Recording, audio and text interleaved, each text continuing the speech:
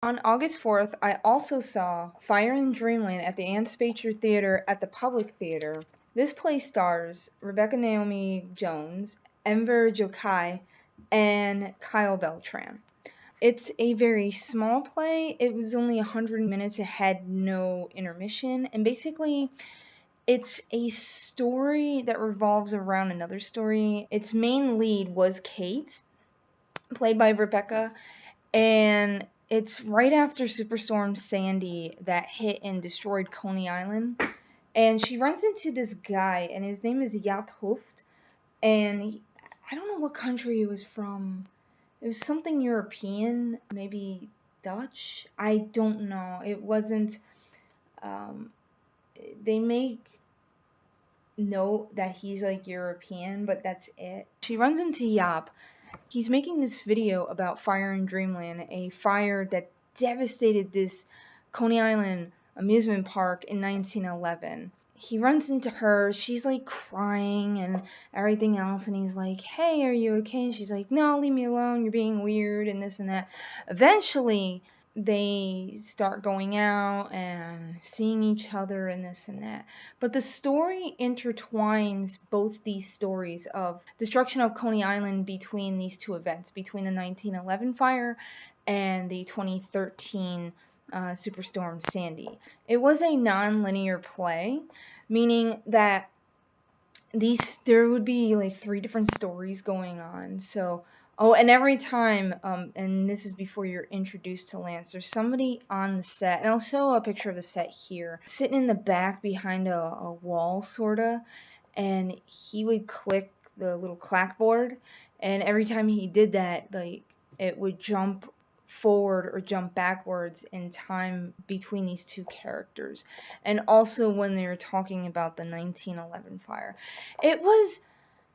It was very interesting. I didn't know what to expect.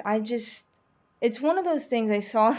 I always do this. I'll see like the poster of something and I'm like, that looks interesting. I'm going to go see it. I bought rush tickets for the show. It was like $20. So, what else am I going to do with my time? I know some people didn't like it because of how confusing and how intertwining these stories were, but I actually liked it, and I really felt that Naomi was a compelling storyteller, especially the scenes dealing with the 1911 Dreamland fire, where she transforms herself, not literally but figuratively, into one of the things from the Dreamland fire was this lion named Black Prince, and she transforms herself into this lion who's literally on fire and everything else. As the story progresses, eventually their relationship kind of deteriorates, from, oh, they're happy to do this, to like, this guy, he just doesn't care. Because that was the other thing. She was having issues with him getting this. He wanted to make a movie about this fire, and that's how the play begins, is her describing this fire. She's like, you're not going to see the movie, but I'm going to describe it to you. And she does. I know some people, because I was reading reviews of this prior to making this video, just to get a range of how people felt about it, and some people did not like it. They thought it would be about Coney Island history. It kind of is, and it kind of isn't. It's kind of about lives of people living in this town near Coney Island, and about the history of Coney Island between 100 years.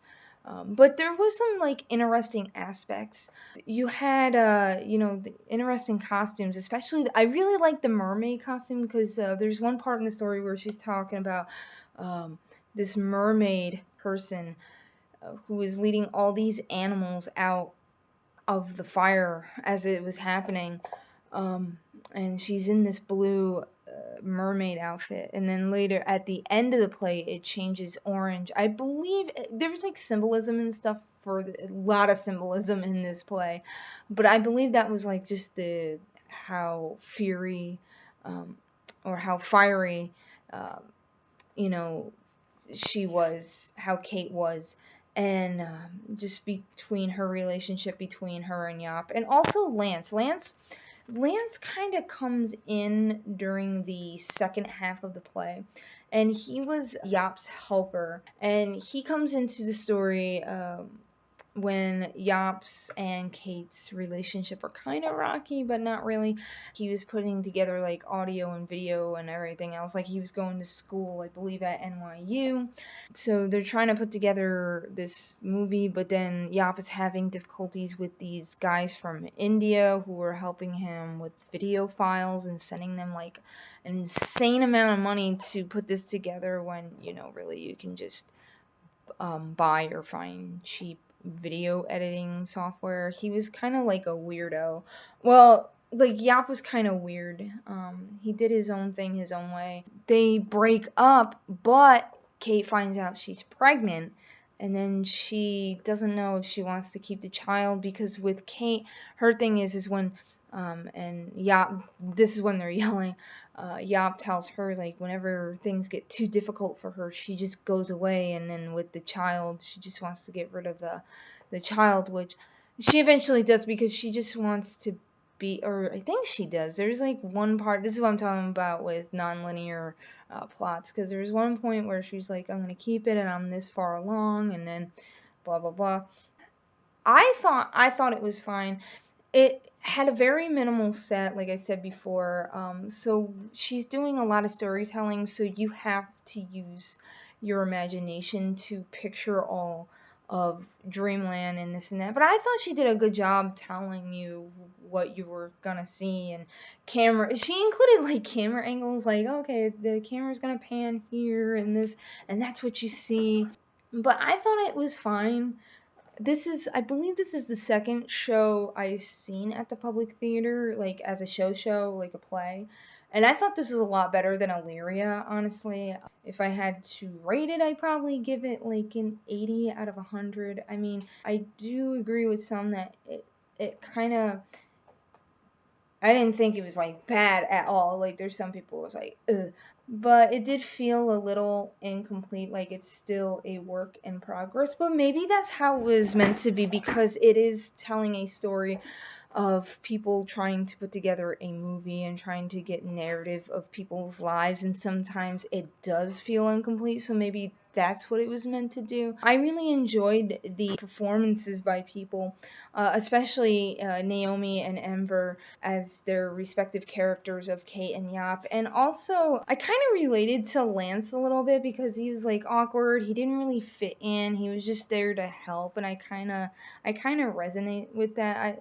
He was played by Kyle Beltran. I thought he was good too. But yeah, it just ended on the 5th, or else I would say, hey, if you want to see something interesting, go see this. I mean, especially when the rush tickets are $20. I mean, there's a lot other shows that are a lot more money. I know there's some people complaining about, it costs $75. I'm like, dude, there's rush tickets that were $20 and they were not bought up all at once. So, and it was really easy to get on today ticks. But anyway, I thought the story was fine. It was a little bit confusing, but I think it was meant to be like that. And it also got me interested into looking at the story of Fire in Dreamland. I never knew about that fire. I knew there was other fire destruction in other amusement parks that took place in Coney Island, like Luna Park, especially Luna Park. But it got me interested in reading the history. So if that's one takeaway from this play, is like you need to read about your history, or other towns' history. I thought it was fine. The acting, like,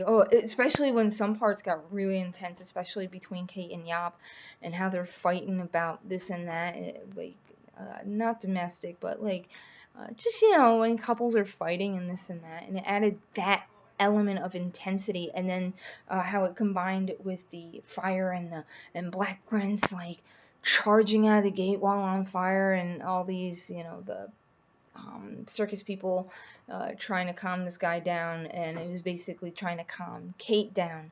So Yap was basically the animal trainer in this scene, and she was and Naomi literally roars on stage, like she just had enough, and she's like, roar, like, just that was, it was something else. But yeah, it was it was cool to see. I enjoyed my time. It was something to do, something to see, and it got you and I'm always interested in history. As for the stage door report, with the public, it's a little bit different because you don't know if people come out from the top or the bottom. Sometimes people meet in the lobby, and I was fortunate enough to meet Enver.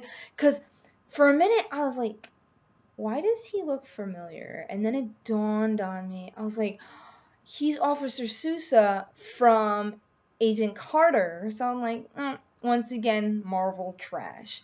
He was talking with a friend, so I waited kind of probably awkwardly at a column or something like I normally do. Like, I need to work on that. So he was done talking with the friend, and I met him, and I got his autograph, and I also got a picture with him, and I told him how much I miss Agent Carter. I was like, you were so awesome. And he goes, I miss it too. I was like, oh, I know, it's such a great show. Why did you cancel it, ABC? Why? But anyway, he was great. Naomi was great. Kyle was great. They were all good.